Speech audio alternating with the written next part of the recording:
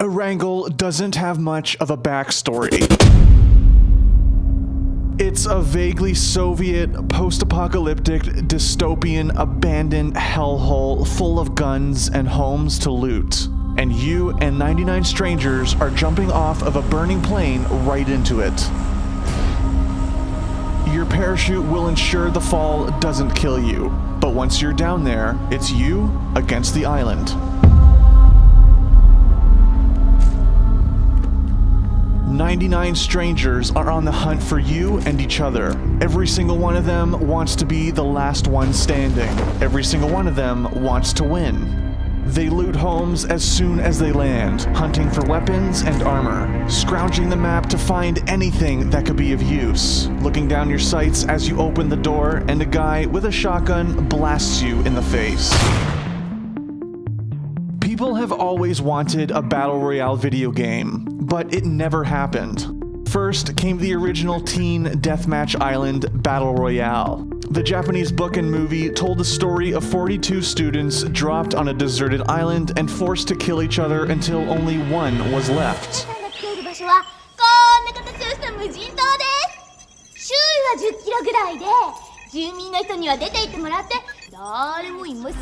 It got people asking what they would do if they were in that situation. But the movie was not released in the West for years, leaving it an obscure cult classic. Then, years later, Hunger Games came around, and it reignited the fire. People wanted battle royale games, but no one was making them. But one person wanted it more than anybody else. Brendan PlayerUnknown Green. Brendan Green was not a game designer. He was an Irish photographer and web designer who followed the love of his life to Brazil. 2 years later, he was divorced and looking to get his life back on track. He made it back home to Ireland, and while living on welfare, Green discovered the games Arma and DayZ. For those who don't know, Arma is a hyper-realistic military shooter known for the scale of its combat, its attention to detail, and graphic fidelity.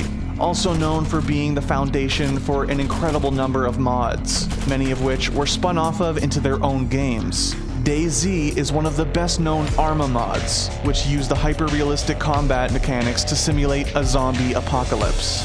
So yeah, I started off making a mod basically back in Arma 2 because I wanted to make a game I wanted to play. I saw games like the Survivor games, which were events for streamers, and I wanted to play that myself. So I decided to see if I could actually make one, and Arma 2 Battle Royale was born. The Battle Royale mod for Arma 2 was a departure from the tightly directed experiences offered by AAA games like Assassin's Creed. Green was not interested in those types of games. He wanted something looser, something grittier, something that gave you the freedom to show what you would do in a battle to the death. As DayZ broke free of Arma and became a standalone game, other developers took notice of how popular Green's mods were in the niche Arma community. Sony Online Entertainment, now known as Daybreak, hired Green as a consultant on their own DayZ-style zombie survival game. That mode eventually became H1Z1 King of the Kill, but by February 2016, Green had moved on. He was headed to Korea, where he got an interesting offer. Chang-Han Kim, a Korean game designer working for Bluehole, wanted to make a battle royale game. He was inspired by DayZ, but when he researched the battle royale format more and more, he kept coming across Green. And less than 1 month later, he was Bluehole's creative director. Development moved fast. Green and Kim's team had the autonomy to create the game that they wanted, and they wanted it to be playable within 1 year. The game started its development in early 2016, and the plan was to follow an early access schedule. Green and Kim wanted to get the game in customers' hands fast for a low cost, and keep improving it over time. But the foundation needed to be laid down before anything else.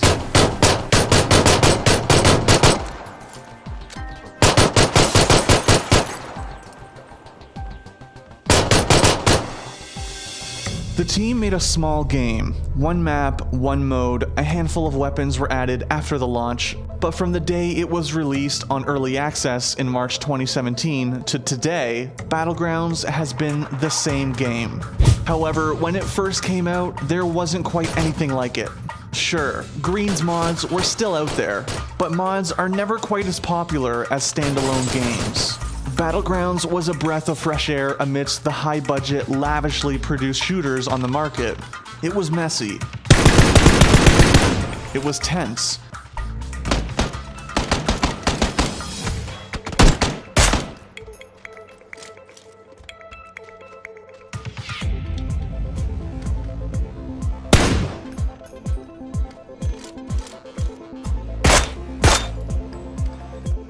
And it was complicated, but most importantly, it was fun.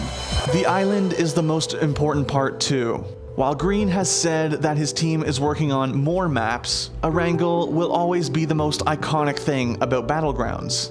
It's the game's main character, with familiar landmarks, wide open spaces, and bizarre, unique topography.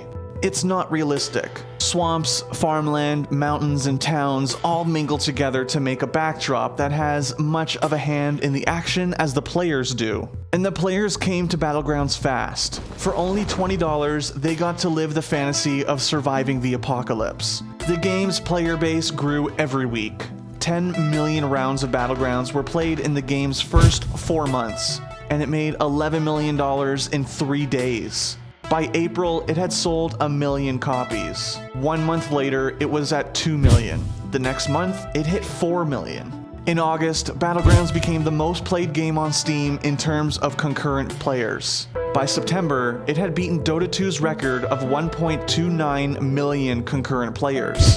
By October, it had hit 2 million players on Steam, and became the most popular game in South Korean PC bungs, beating longtime king League of Legends. When the game cracked 2 million copies sold, Bluehole held a charity invitational tournament. I killed him? Let's go, baby! Woo! 3 months later, ESL held the first major Battlegrounds tournament, cementing a possible esports future for the game.